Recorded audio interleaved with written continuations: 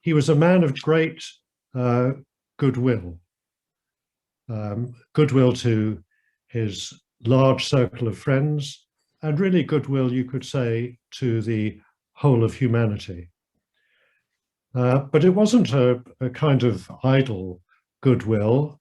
I think of it as a supercharged goodwill. And it was supercharged by three factors I'm going to mention. The first of which was wisdom. And reading through the letters and other works by Ficino, this is obvious, and it's hard to know where to start. But a particular favorite of mine is the letter that he wrote to the 16-year-old boy who had been appointed Cardinal Riario, and his guidance for somebody in a position of rulership or leadership. And it's a letter which is so full of both practical wisdom and really a sublime wisdom. So this is one element which supercharges the goodwill, the great wisdom which fills the letters. A second element in the supercharging process I think of as poetry. Some of the imagery is just out of this world. Just again, to pick one out of countless possible examples, in volume 1, the letter between God and the soul has the conversation taking place between the two. And it really is a most sublime image. And it seems to me that Ficino was born with a poet's pen in his hand. And then finally, industry. I was at an event once and somebody was presenting a talk on Ficino, and he read out a list of all the works that Ficino had either composed or written or translated. And it was such a long list. And I mean, everything so big, like translating the works of Plotinus or something. It's not as though that's an afternoon's work. And it struck me that he was just such a very industrious person. And it can make one's own efforts seem rather minuscule by comparison. So these are three elements: the wisdom, the poetry, and the industry. And to my mind, the goodwill which these things charge is present in every word, in every syllable that he writes, whatever it's about. Now, you could ask, why, what's the point of translating these letters, which were written over 500 years ago? Some people might regard them as obscure or recondite or whatever. But to my mind, one reason for translating them is that it makes this goodwill available in the world today. And in various ways, Ficino's goodwill has echoed down the centuries. And thanks to the work of the translators and others in making these volumes available, that goodwill is being sounded most strongly here and now. And it's as much needed today as it was in the 15th century. So to my mind, its message is eternal, it is relevant, it is appropriate for the time in which we live. So I'm most heartened and grateful that the efforts have been made to translate it. So that's really what I wanted to say. I hope we've all got something at hand, some champagne or the equivalent thereof to raise a glass. I appreciate it's early in Australia, but on the other hand, it's never too early to drink champagne. So I give you to Marsilio Ficino.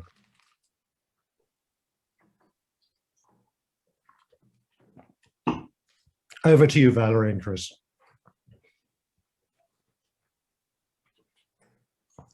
For that wonderful introduction, reminding us why we're engaged on this and of what value it is, because a great deal of work does go into it, and it's very gratifying when that work is seen to be appreciated, which is certainly the case tonight with so many people on this Zoom from all over the world.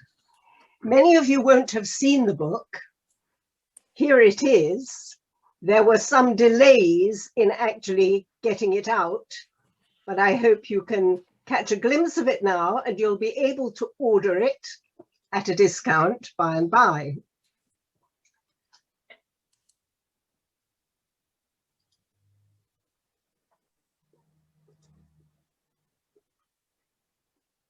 So this is rather a landmark now, because we have reached the publication of the last book in Ficino's collected letters. Though, as you probably know, we still have one remaining book to translate, the second, which Ficino himself set aside as being rather different in nature, and we're working on that now. But what we have before us today, and we're celebrating, is volume 11, Ficino's book 12, a set of letters from late 1492 to early 1495. Now, these were tumultuous years in Florence. The Medici family, who had ruled there for 50 years, fell from power. The King of France led an army to the very gates of the city, demanding and receiving its capitulation as he made his way south to assert a dynastic claim to the southern half of the Italian peninsula. These were years of disruption, political infighting, religious extremism, and economic hardship. We see the rise of the radical disruptor, Girolamo Savonarola. It seems there were no major epidemics in these years, though some of Ficino's closest friends died suddenly of fever. And we've been particularly sensitive this year to the remarks Ficino makes from time to time about not being able to see people, not being able to work properly, something we can sympathize with. What is most striking about the 12th book is that over half the letters have a direct connection with a short work Ficino wrote on the sun. We've chosen for the front cover a manuscript that shows the preface of that work, which was written originally for the German prince Eberhard of Württemberg, founder of the famous University of Tübingen. And you will see on the book, at the bottom of this manuscript, I don't know if you can see it now, you'll see this man's motto, attempto, I dare, emblazoned on a palm tree. He'd made the palm tree his symbol to commemorate a visit to Jerusalem in 1468. The book on the sun was quite short, but covered a lot of ground, astronomically and astrologically. But its main message is to remind people that the sun in the sky is the visible representative of God, and we should lift our gaze to higher things. Other letters in the book include commentary on the times, on the difficulties. Ficino notes the presence of evils, but continues to seek the proper sources of consolation, bowing to the inevitable, but confirming hope in the power of wisdom, friendship, faith, and perseverance. The appendix to this book is as long as the original letters, because we found so many things worthy of inclusion. For completeness' sake, we have some letters written in the years after the collection went off to be printed, from 1495 to 1498. We translated the earliest version of the book on the Sun, which had originally belonged to the letters, though it was published separately before them in the end. There is Ficino's defense of how Florence had responded to the crisis of Savonarola's leadership. And we've also translated his will and his epitaph. As usual, a great deal of work went into the notes and biographical details, which we were able to amplify with 8 color plate illustrations. I would like to acknowledge the efforts of the whole team in producing this book. The groups who labored on its details over several years are too many to name individually, but each one of you has played a special part for which we are all grateful. Arthur Farndell and Adrian Bertoluzzi deserve special mention for their support in bringing it all together. Particular thanks are due to Anthony Werner, who has provided constant support and encouragement in bringing this volume and its predecessors to published form, maintaining high standards in every aspect of production. I don't know if Anthony is with us tonight. He was hoping to join us. He has not been well. He is now handing over those responsibilities to Mirella Lombardo and Phil Anderson. And it gives me great pleasure to introduce them to you and to invite Mirella to say a few words. Thank you, Valerie. Greetings to you all, and thank you all for coming. I'm sorry that Anthony Werner is unable to be here this evening. I know that he has been to all the other launches, and he has asked me, as Valerie has just said, as one of the new owners of Shepherd Baldwin, to pass on this message to you all on his behalf. My memory clearly recalls that it was 45 years ago when Clement Salomon first walked into the Shepherd Baldwin offices to offer us the opportunity to publish the first English translation of the complete volume 1 of the letters. Since then, we have continued to publish the letters, reaching the 11th volume today. I would like to congratulate the translators who have spent so much time and with such perseverance to reach the final published version of volume 11. Thank you to Valerie, who has overseen the translation of this last volume. Although, as she has said, there is a 12th volume to come, which we're looking forward to working on with you. On a practical note, to those of you who are overseas and have ordered copies, please be patient, as shipping is taking much longer than before due to the pandemic.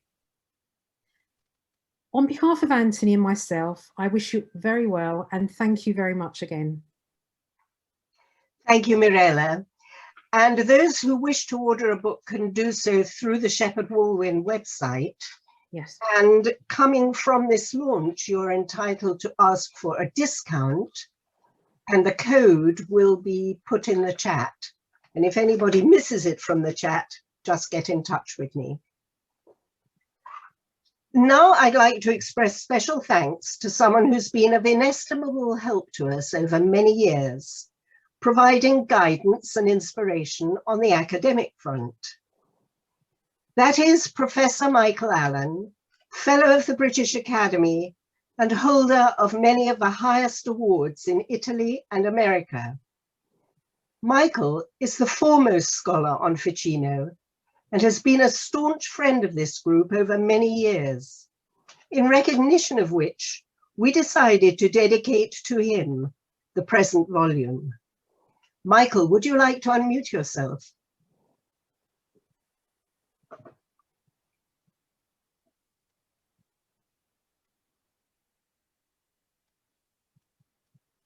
We can't hear you, Michael. I think you're still muted.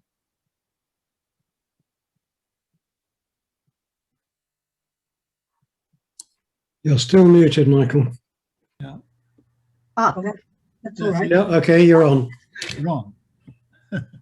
Thank you, Chris and Valerie, especially for this wonderful honor that you've given me by way of the last book of letters.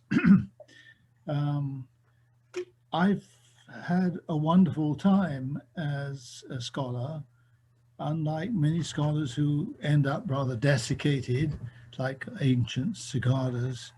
I have managed to live a joyful life with Ficino, who is, as somebody said, an amazingly inspirational author, a poet indeed, yes, but above all, somebody who is committed to the notion of the risen soul, of the rising of the soul. You can't miss the excitement and the pleasure which this pursuit of soul learning gives me, and I think has given everybody in the group, this wonderful group of writers of these letters. And I thank you very much for honoring me. I'm chatting here in the furthest extreme of nature, in Los Angeles, actually specifically Santa Monica, where we're having a wonderful, bright, sunny day, but where it's just 8 in the morning or something like that. Anyway, thank you very much, and all good wishes for the last volume. Thank you, Michael. Can I call on Arthur Farndell to speak to us about wisdom? Yes, thank you, Valerie. It's a great honor to follow Professor Michael Allen. And it's also interesting that Mr. Lambie has chosen wisdom as one of the 3 superchargers of benevolence. The words I'd like to read from Ficino are from the 3rd letter of this new volume. They're addressed to his especial friend, Martin Uranius Preninger. Just as Professor Michael Allen is our especial friend, so Ficino is writing to his especial friend. But really the best way to hear Ficino's words is to hear them as spoken to yourself. Each letter that he writes is to us as individual recipients. This is what he says about wisdom to Martin Uranius Preninger, his special friend, and therefore to each of us. Suppose we observe ourselves. Does not wisdom alone give us self-knowledge and enable us to live with ourselves, content with our own riches? Suppose we look up to God.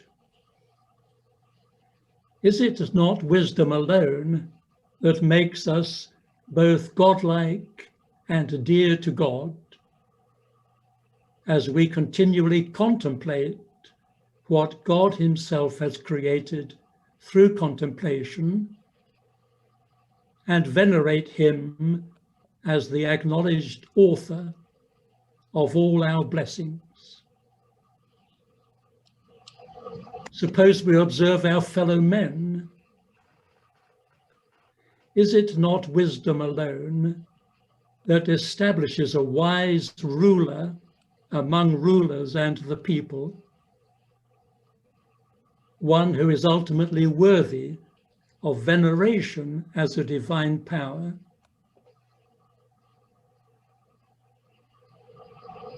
Those are the 3 sentences, and Ficino goes on in this letter to say that the study of wisdom makes a person completely happy. I had intended to speak on these words, but quite honestly, I can find nothing better than Ficino's own words. So if I may, I'm just going to read his words again. Suppose we observe ourselves. Does not wisdom alone give us self-knowledge and enable us to live with ourselves, content with our own riches. Suppose we look up to God. Is it not wisdom alone that makes us both God-like and dear to God, as we continually contemplate what God himself has created through contemplation and venerate him as the acknowledged author of all our blessings? Suppose we observe our fellow men. Is it not wisdom alone that establishes a wise ruler among rulers and the people, one who is ultimately worthy of veneration as a divine power? Back to Valery. Thank you very much, Arthur. It's lovely to actually rest with some of his words, and we have seen already how true they are in the words Michael spoke of the joy that comes from following these paths. Can I now call on Adrian Bertoluzzi to tell us about Ficino's address to the French king? Adrian, you'll need to unmute.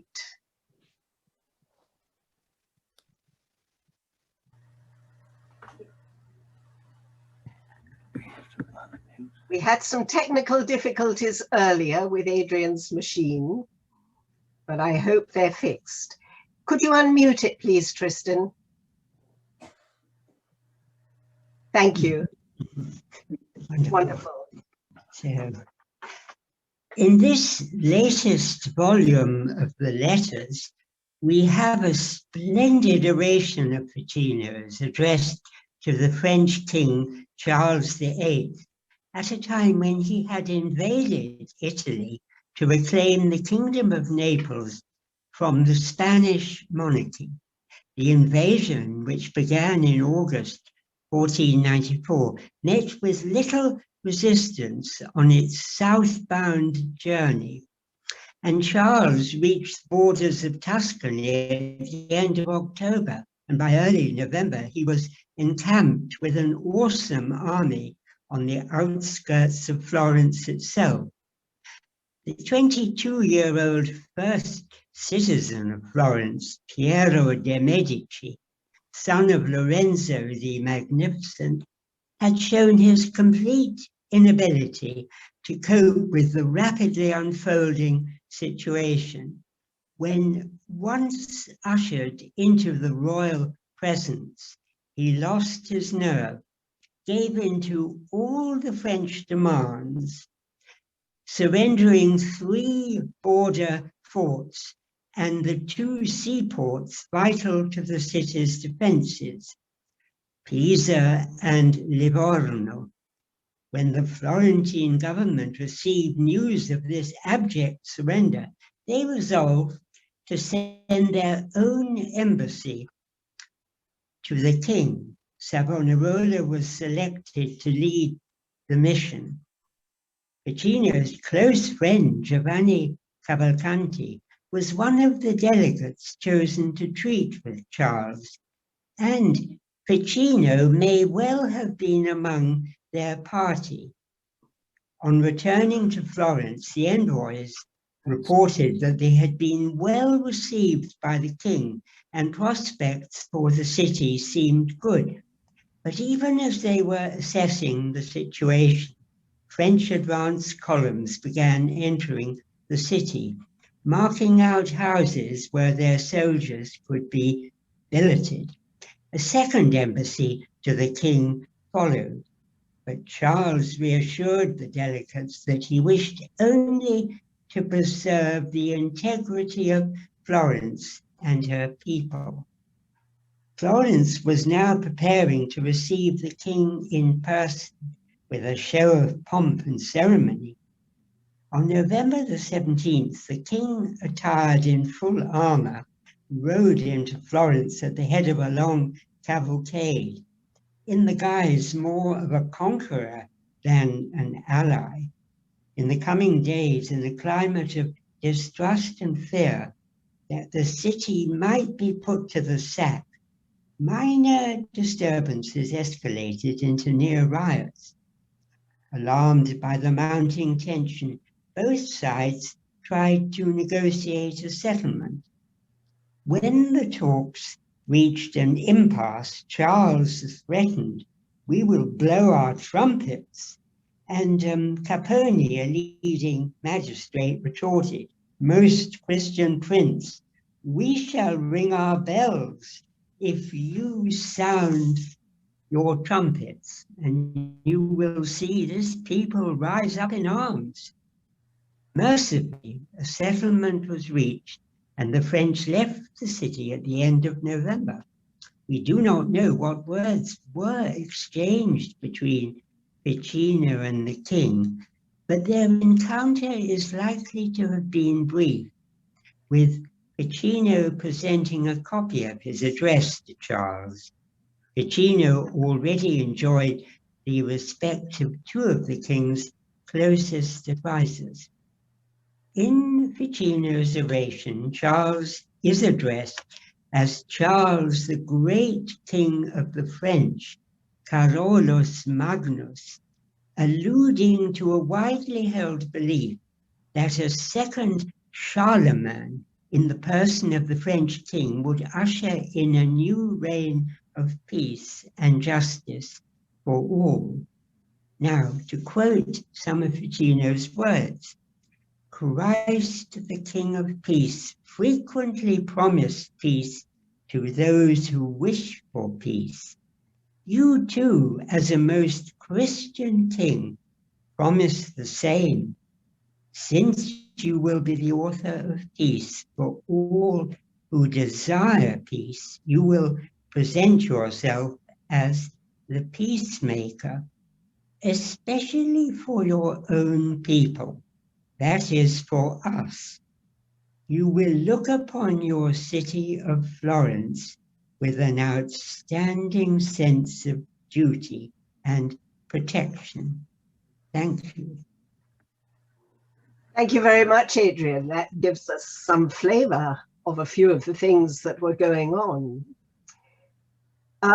I'd now like to call on Andrew Sisson to tell us about some letters also in the appendix concerning our very own John Colet. Yes, can you hear me, Valerie? Yes. Excellent, thank you. So two questions naturally arise for us Anglo-Saxons when we first meet Marsilio Ficino in his letters.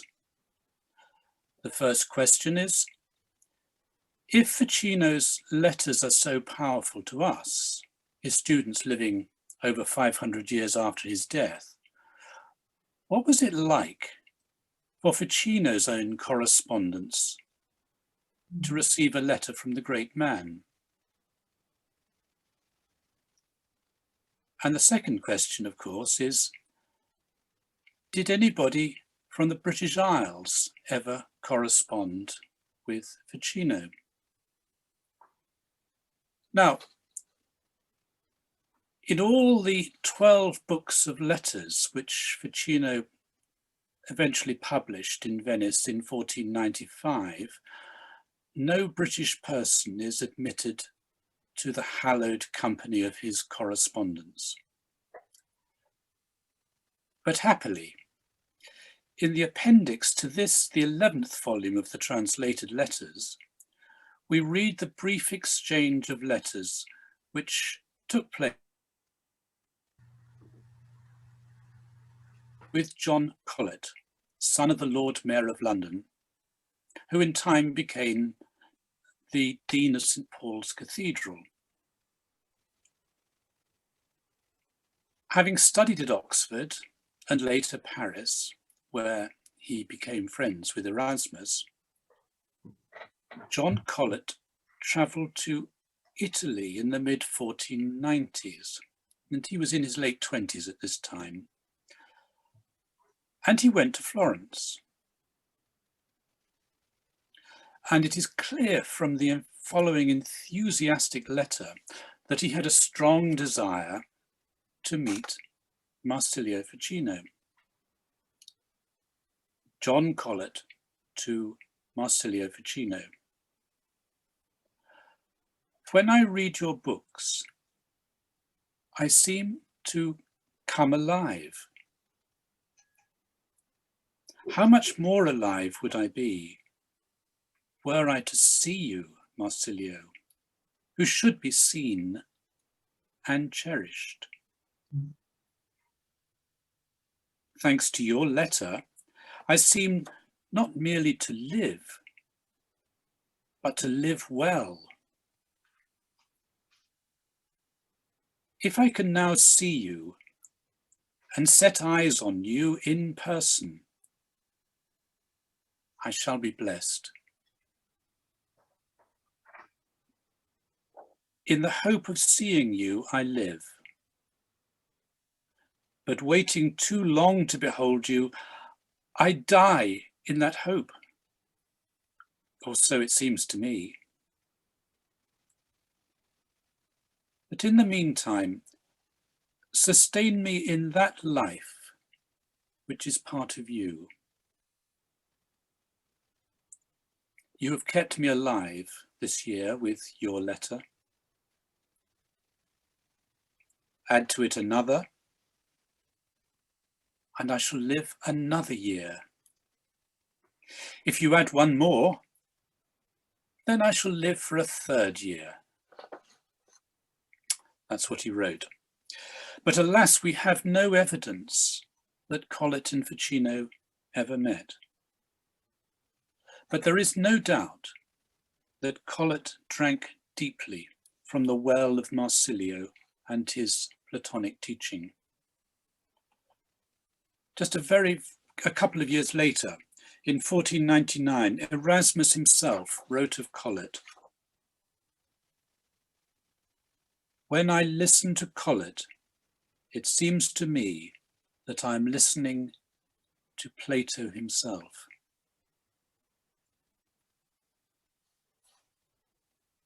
In after years, John Colet famously refounded St. Paul's School in London, and the principles he established there, based on the sound mastery of Latin and Greek, became the foundation of the classical education system in our islands, a system which held sway until the 20th century. Thank you. Thank you very much, Andrew. It's wonderful that there is so much we can relate to personally in these writings, and you've presented a lovely personal view for us.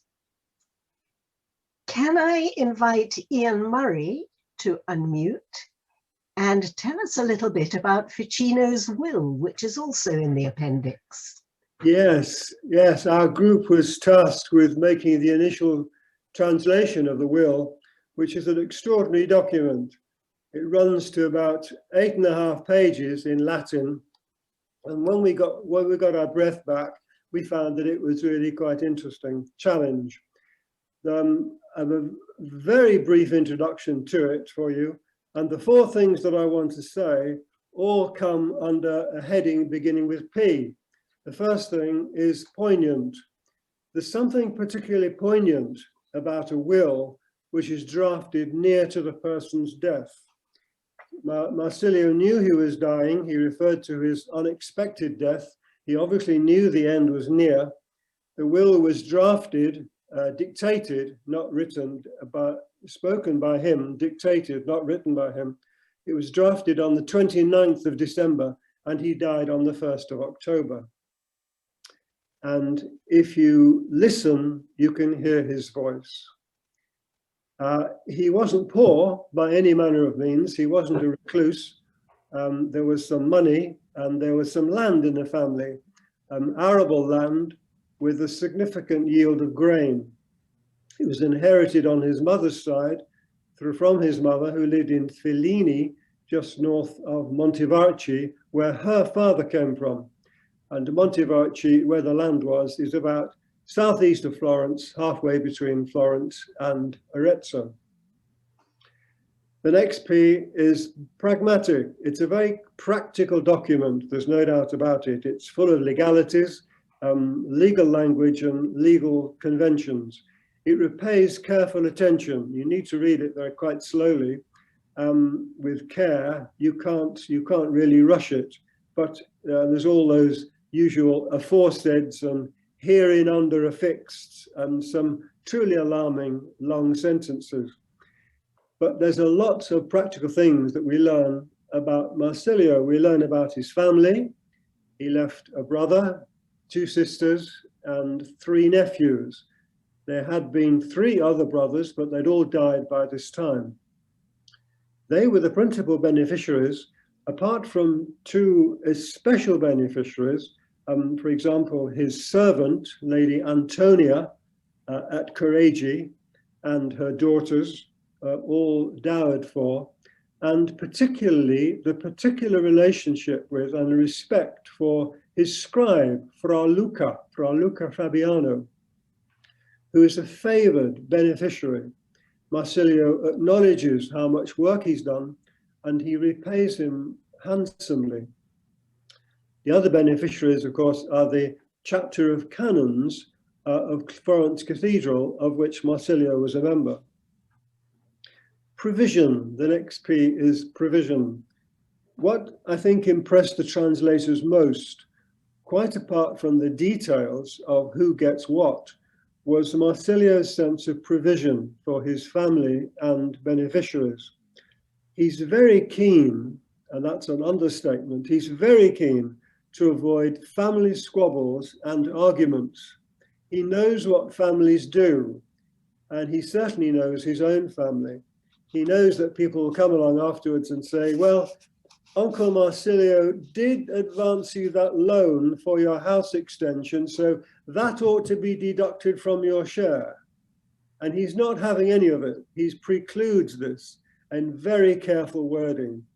For the purpose of curtailing disputes, he likewise frees and acquits all those his beneficiaries from all and everything which any of them owed, or for which they had been under obligation to the said testator, for any reason, even one unknown, and so on and so on. Marsilio knows families, and he knows his family, and he's heading off and precluding all those possibilities.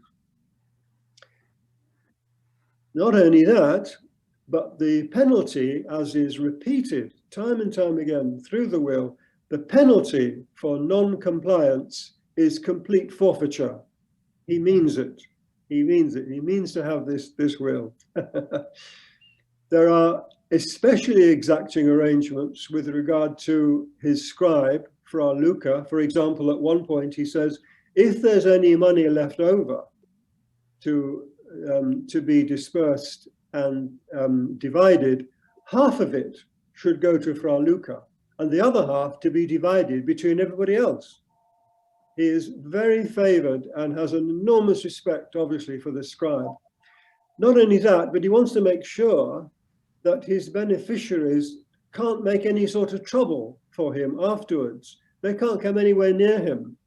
They've got to leave him alone, again, on pain of forfeiture. Marsilio wants Fra Luca to be completely free once he has gone. And finally, the last P is this strange concept, or strange to us, of perpetuity. This is a warning, really, for those of us who come to this language with these legal conventions afresh or with little experience of them. The legal conventions of the time required that someone made a will, someone making a will, stipulated not only the immediate recipient of the property in which he had rights and title, but also the person who would benefit after that person's death and after him.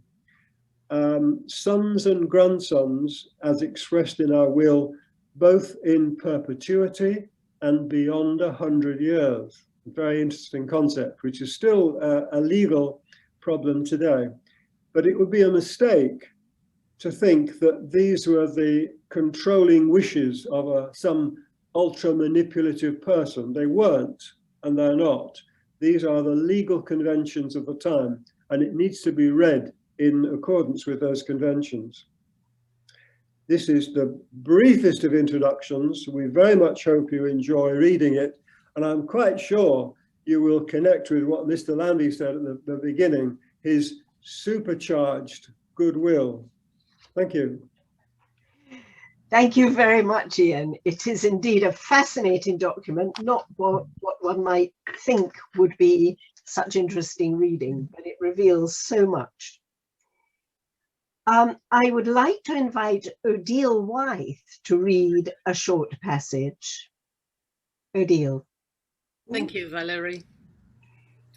Letter 17 is one of many letters in this book about light. Here is the opening of the letter, written to Ramberto Malatesta, a teenage prince from Rimini, who came to learn from Ficino in 1490 and stayed until 1493. The Malatesta family were notorious for treachery and violence, so he preferred to be known as himself Bonatesta. Ficino wrote, "It is a universal, firmly held opinion, the very voice of nature, as it were, that nothing is more beautiful to behold, nothing more lovable, nothing more astonishing than light. Although all acknowledge this beyond question, yet when you inquire about the cause of so great and so evident a phenomenon, not everyone will readily find it. Only someone who has become aware of this light, which is so evident to the eyes, is likely to reply that it is nothing other than an image of the hidden light, that is, of wisdom herself. For in truth, wisdom is nothing other than the very bright light of understanding."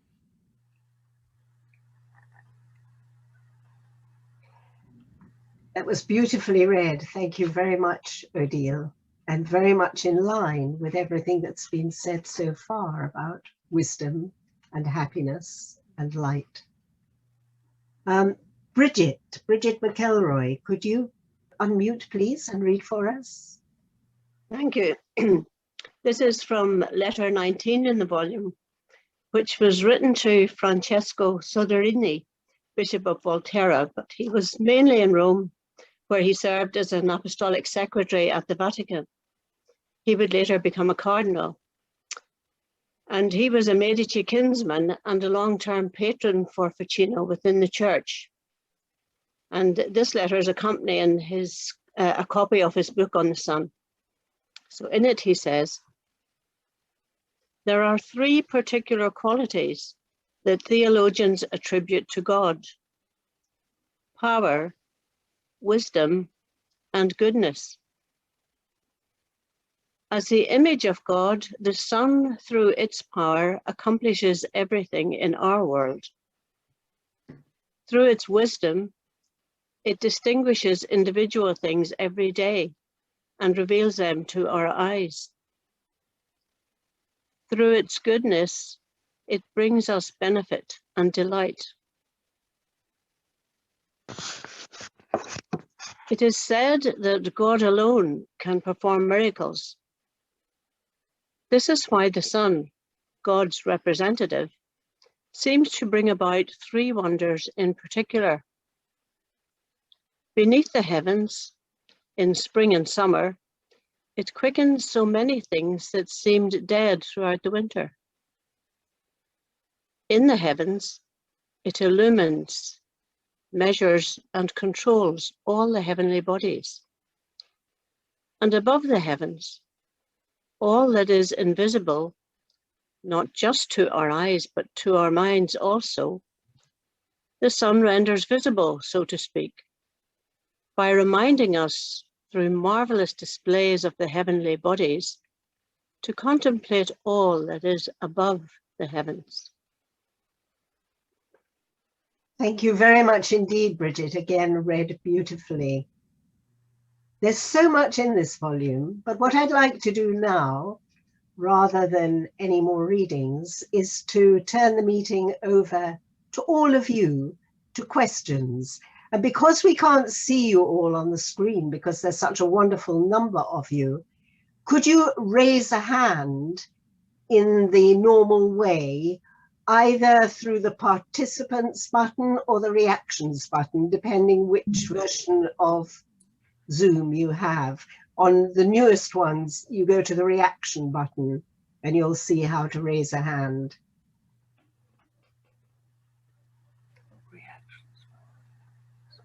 Now, how do we see the questions? Right, I haven't seen any yet. I'm sure you must have things you're dying to ask while you have the opportunity.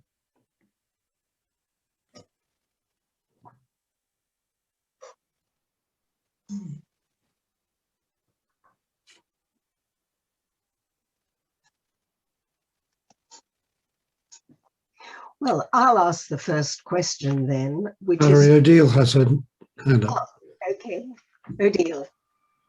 Yes, I just had a question which relates to, is letters 11, volume 11, is there a particular theme that Ficino is speaking about?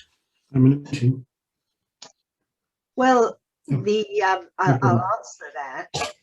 The over half the letters are concerned with persuading people to read his book on light, his book on the sun, because of all the things that it says about light and understanding and raising the mind. So that comes over as one dominant theme. And then another theme that's running is the practicalities and the difficulties of everyday life. And then there are some star turns like the address to the king, but in a way that also is how to deal with adversity, how to look for some way of compromise when things are really not going the way you want them to go. So in a way, those are the two things that stand out for this volume. But I was interested to ask all of you who are listening and who've joined us from all over the world, if there's anything you'd like to tell us about how Ficino's letters are being received. I can see some more questions coming too, or maybe they're answers. Let's take the questions first. Elena. Thank you very much. And thank you very much for all the work that, you give us a lot of pleasure with. But my question is kind of perhaps an overarching one, culminating with the latest volume. How would you say, well, do you see a change in the knowledge that he perhaps uncovered as the years went by through the letters and through what he talked about? Was there a progression of his own wisdom that becomes transparent, or evident through the time? That's a really challenging question to answer. I think what I see, and I've also been looking at the last thing he wrote after the letters were published, I see a continuing attempt to make sure that people are hearing his message. But the message itself is the same one that he's been promulgating all through, which is helping people find that wisdom, that joy, that light, that way of living that we've been speaking of. So I think it's more a question of refining how he does it. And that's why I think it's really interesting that he comes out with this short book on light that's so much easier to read than a lot of the other things he wrote. That he's determined to get his message across, even where people aren't going to spend hours and hours and hours studying the detail. So it sounds like he's learnt, perhaps, from... Maybe. Yeah. Thank you very much. Thank you. Chris and Janet Todhunter have a question. Yes, thank you. And thank you so much for all the wonderful work that you've all done on this. But I would like to know particularly how Ficino dealt with the what must have been the most awful turmoil created by Savonarola in Florence. How on earth did he cope with it? Did he resist it, or what happened? That's a story in several stages. In the beginning, he seems to have welcomed Savonarola. I'm sorry, I'm getting an urgent call here, which I can't silence. Yes, in the beginning, he welcomed Savonarola to Florence and seemed to think that perhaps this was the answer to many of the problems. But Savonarola changed and Ficino distances himself more and more. Nevertheless, he has to work with him. There were several projects they had to work on together, one of which were the negotiations with the French king. After Savonarola is denounced and put to death, he writes a defense of his own reactions and those of the city. And this is addressed to the College of Cardinals in Rome. He was never called to answer for himself, but the city of Florence was under pressure to account for why it had gone along with Savonarola when Savonarola defied the Pope. And it isn't even clear whether this defense was ever delivered, because there was another one written by someone else. But it's really interesting to read how he frames the argument, and you will find that in the appendix, and be interesting to hear what you think of it. Thank you.